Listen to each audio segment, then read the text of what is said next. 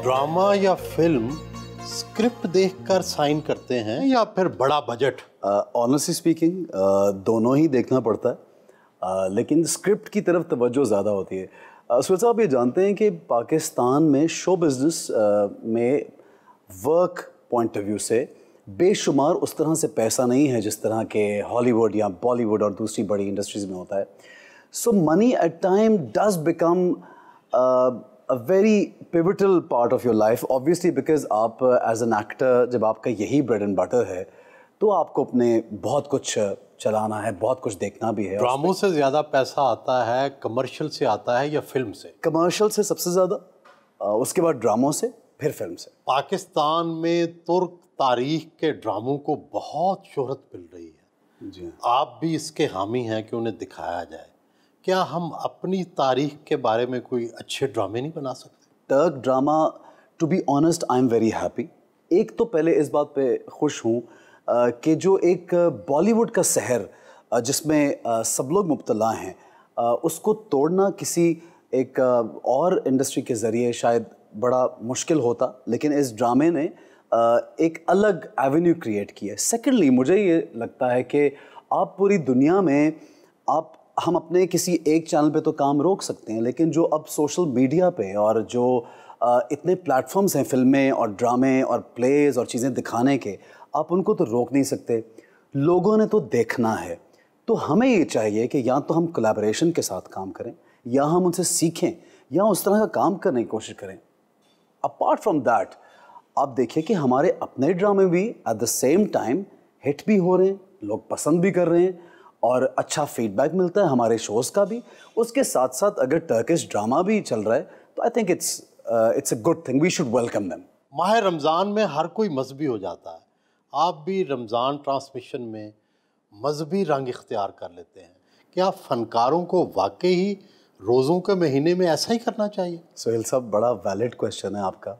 जनाब, बात यह है कि मज़हब जो है वो किसी का ना तो हम जज कर सकते हैं, ना उसके हुलिये से हम देख के बता सकते हैं, क्योंकि ये एक अल्लाह का और एक इंसान का बड़ा एक गहरा ताल्लुक़ है जो उसका बड़ा ज़ाती होता है और दिल जो है वो खोल के कोई नहीं देख सका आज तक।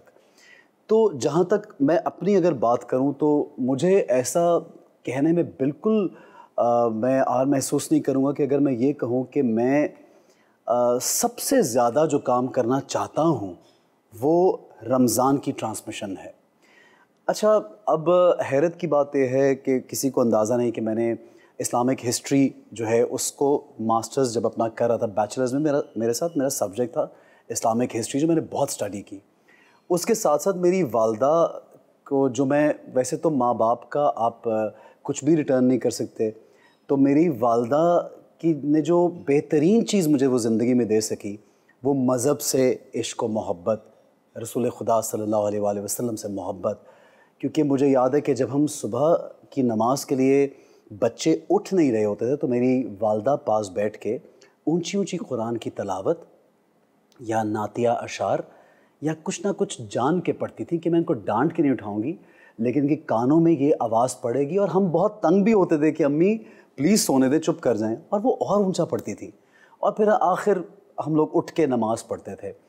और अल्हम्दुलिल्लाह उन्होंने मज़हब की जो मोहब्बत, नमाज की आदत, हर चीज़ जो सिखा दी है, तो मैं समझता हूँ कि मेरी माँ अगर मुझे कुछ भी और ना देती तो ये मेरे ऊपर एक बहुत बड़ा उनका एहसान है जो मैं दुनिया और आखिरत में नहीं उतार सकता। तो जब मैंने टेलीविज़न का वो प्रोग्राम शुरू किया तो मुझे तब ये अंदाज़ा हुआ कि टीवी पर भी हम मज़हब की बात कर सकते हैं एक्टर्स, और सवालात कर सकते हैं, क्योंकि उलमा कराम सामने बैठते हैं और मुख्तलिफ़ फ़िक़ा से वो आप अहले तशरीह। लेकिन कई उलमाए कराम को एतराज़ है कि आप उनकी जगह ले रहे हैं। नहीं, बिल्कुल, शायद कुछ ऐसे होस्ट हों जो ये करते भी हों, लेकिन आप यकीन करें सुहेल साहब, मैंने कभी ये कोशिश नहीं की कि मैं अपनी स्क्रिप्ट से या अपने सवालात से बढ़ के कभी कोई बात करूं, क्योंकि जो माहिर है जिस काम में वो बात करता हुआ अच्छा लगता है। हाँ, जहां हमें लगता है कि ये बात मुस्तनद है और पढ़ी हुई है तो वो ज़रूर करते हैं। और सुहेल साहब, ये 5-6 साल मुझे हो गए ये काम करते हुए रमज़ान ट्रांसमिशन का। आप यकीन कीजिए कि मेरी पर्सनालिटी इन 6 सालों में शायद विजुअली इतनी चेंज ना हुई हो लोगों के सामने, लेकिन मैं एक internally I am a different person. सब कहते हैं कि आपकी छठी हिस्स बहुत तेज़ है, क्या वाकई आपको आने वाले वाक़यात का पहले से पता चल जाता है? सुहेल साहब, ये सब कौन है? ये भाभी ने भी कहा। यानी आपने भाभी को सब बना दिया। कभी कभी भाभी जो बात कहती है वो सब नहीं होती, वो एक अलग इंडिविजुअल बात है। लेकिन छठी हिस्स तेज़ है आपकी। आई थिंक नेचुरली बस है कुछ, इसमें कुछ कभी मैंने सोचा नहीं है इस बात में मैं क्या बात करूं, लेकिन यह है कि एट टाइम्स जो एक गट फीलिंग, जो कि पूरी दुनिया में कहा जाता है कि आपकी जो पहली फीलिंग या आपकी जो एक गट फीलिंग होती है, और वो हर चीज़ में होती है, प्रोजेक्ट करते हुए, कोई भी कहीं जाते हुए, ट्रैवल करते हुए, कोई प्रॉपर्टी आप ले रहे हैं या कुछ सीन करते हुए भी, जब आपको एज एन एक्टर सीन आप 10 तरह से कर सकते हैं तो आपको लगता है कि ये तरीका सही है, आपको एक आमद होती है कि मुझे यूं इस कैरेक्टर को बनाना है। आपको आमद होती है कहीं ऊपर से? नहीं नहीं नहीं नहीं नहीं, बिल्कुल नहीं, बिल्कुल नहीं। अब बस हर इंसान के साथ एक सिक्स सेंस ज़रूर जुड़ी हुई है, वो रब की एक रहनुमाई होती है। तो आई फील कि जब आप उसको जितना पॉलिश करते हैं तो फिर आप यूजुअली आप की अगर वो सिक्स सेंस काम करने लगे तो फिर आप फैसले ज़िंदगी में बेहतर, ज़िंदगी में कोई ना कोई ऐसा वाक़या तो हुआ होगा जब छठी हिस्स ने बहुत कामयाबी से काम किया हो। शादी जब मैं कर रहा था, क्योंकि जाहिर है मेरी नेबर हैं, मेरी जो मिसेज़ हैं, और I know her before marriage also. मैं 6 साल पहले शादी से इनको जानता हूँ। आप समझते हैं कि आपकी छठी हिस्स ने सही फैसला करा दिया, सही फैसला करा और गलत फैसले से बच गया। कहीं और करने लगे थे? नहीं करने ही लगा था, लेकिन आपको पता है एक बहुत सी ऑप्शंस तो होती हैं इंसान के पास। तो अदाकारी के साथ साथ दर्द दिल भी रखते हैं, कभी दीवारे मेहरबानी, बाज़ारे मेहरबानी, और फिर कभी रिज़्क दस्तरखान। ये आइडिया कहाँ से आए? ये आइडिया सुहेल साहब एक इत्तेफाक की बात है कि पर्सनली तो हम सब कहीं ना कहीं कोशिश करते हैं किसी की मदद भी करें और कोई काम भी करें किसी के लिए। ये एक वाक़या ऐसा हुआ कि मैं अपनी वालदा के साथ बाज़ार गया तो एक शख्स मेरे पास कुछ पैसे मांगने आया, और वो अंग्रेज़ी में मुझसे गुफ्तगू करने लगा। तो उसका जो हुलिया था वो उसकी मैच नहीं कर रहा था ज़ुबान के साथ, क्योंकि फटे हुए कपड़े और बुरा हाल। तो मुझे उसको देख के मुझे बहुत इस तरह से तकलीफ़ हुई कि उसने मुझे ये कहा कि I've done my masters and I had a great family and I was living in a beautiful house, but my brother took everything। और मैं 6 साल से एक कोठरी में रह रहा हूँ। और तो मैंने उसका एक वीडियो बनाया, और वो वीडियो मैंने अपने फेसबुक पे पोस्ट कर दिया, और मैंने लोगों से कहा कि मैं इनकी मदद करना चाह रहा हूँ, अगर आप में से कोई करना चाहता है जो दोस्त अहबाब है। वो वीडियो रातों रात वायरल हो गया है, यहाँ तक कि I received call from India also, I received call from UAE also, के बहुत और चैनल्स वगैरह सब लोग उनको मिलना चाहते थे। लेकिन मैंने उस शख्स को अभी दारुस्सकून एक जगह है कराची में, तो मेरी उनसे, क्योंकि उनके लिए हम काम करते रहते हैं, मैंने उनसे बात की कि ये साइकोलॉजिकल इश्यूज़ भी हैं इनको, और ये बहुत एक अच्छी फैमिली के शख्स थे जिनके साथ बहुत प्रॉब्लम हुई, तो आप इनको प्लीज़ अपने घर में, अपने दारुस्सकून में जगह दे दीजिए। उनको रखवा दिया एक जगह पे। उसके बाद से सुहेल साहब मुझे ये लगा कि जब आप सोशल मीडिया पे कोई चीज़ अनाउंस करते हैं तो लोग बहुत बढ़ के हेल्प करते हैं। तो मैंने कराची में ईरान की एक दीवार मेहरबानी में आइडिया मैंने देखा कि लोग अपना सामान छोड़ जाते हैं, और किसी को कोई सफ़ेद पोश आके खामोशी से उठा के ले जाता है।